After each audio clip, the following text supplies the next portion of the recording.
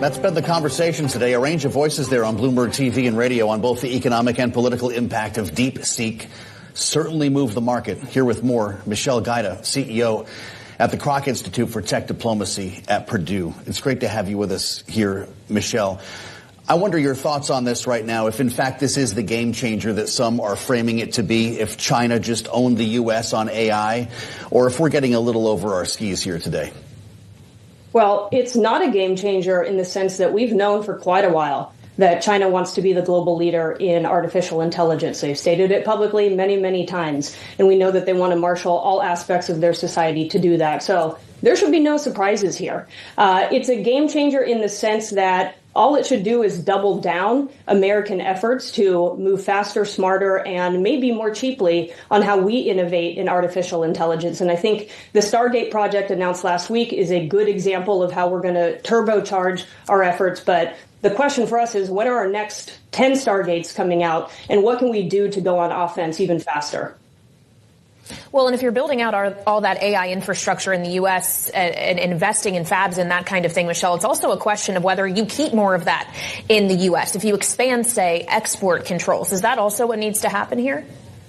Export controls need to get a lot more effective at making sure that our most advanced technology doesn't go overseas. I think there's still some big question marks about DeepSeek and whether or not they used our most advanced chips, whether or not there were any subsidies behind this, whether they really did it for less than $6 million. And so there's still a lot to be answered in terms of what the company has said about itself. But let's assume all of that is true, which would be highly contrary to the Chinese playbook. But let's assume miracles happened, and that is the case.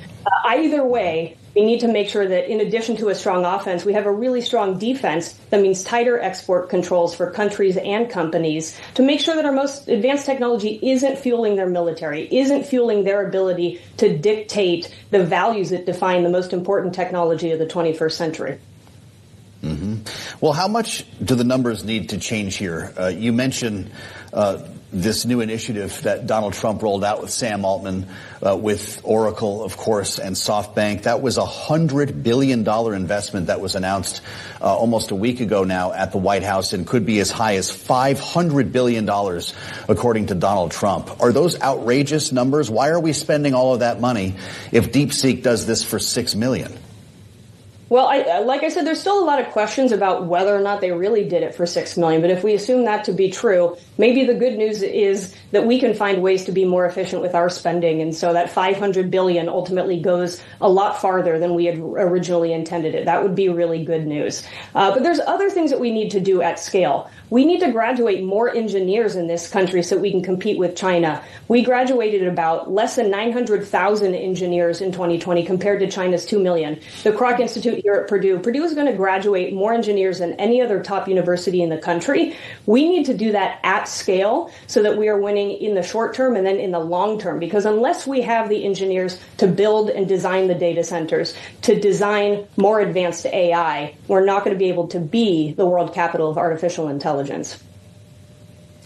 Well, what kind of regulation does trying to lead the world in AI demand, Michelle? We saw David Sachs, the new AI and crypto czar at the White House today, saying that DeepSeek is evidence that Donald Trump did the right thing in rescinding the AI executive order under the Biden administration that put into place guardrails and kind of rules of the road, if you will. Does this need to be a hands-off approach to allow U.S. advancement in this technology? It's a question of how much more can we innovate, not how much more can we regulate. The superpower of the United States is innovation and enterprise. We're not going to regulate our way to becoming the global capital of artificial intelligence. If you take a regulation-first approach, just look at what happens. You can look over at Europe, which now has to pay $800 billion a year to make up for its tech competitiveness. So innovation first has been how the United States wins, and here's where we need to unleash as much of our innovation, enterprise, private sector, getting our engineers to do what they do best in order to lead the world. So what needs to come next from the hyperscalers you mentioned? There have been big questions about capital expenditures. Last week, Meta reached for a $60 billion investment. Is it time for a pause and a rethink on the money? We should do anything but pause. our investment in our build out of artificial intelligence. It's time to hit the gas pedal. It's time to accelerate. How much more can we do to innovate in artificial intelligence and make sure that there is max proliferation of trusted technologies from American companies and from allied companies so that we are leading the world and not China? Just quickly, Michelle, we have a minute left here, but if TikTok was banned in the U.S. on national security grounds, should DeepSeek be banned also? We'll find out. I think there's people digging into their privacy terms and whether or not they keep data, whether or not they track your keystrokes. It's in their privacy policy. But in the vein of TikTok, in the vein of Huawei, which has also been banned, it's worth taking a look at DeepSeek because we know the Chinese playbook on data security. Mm-hmm.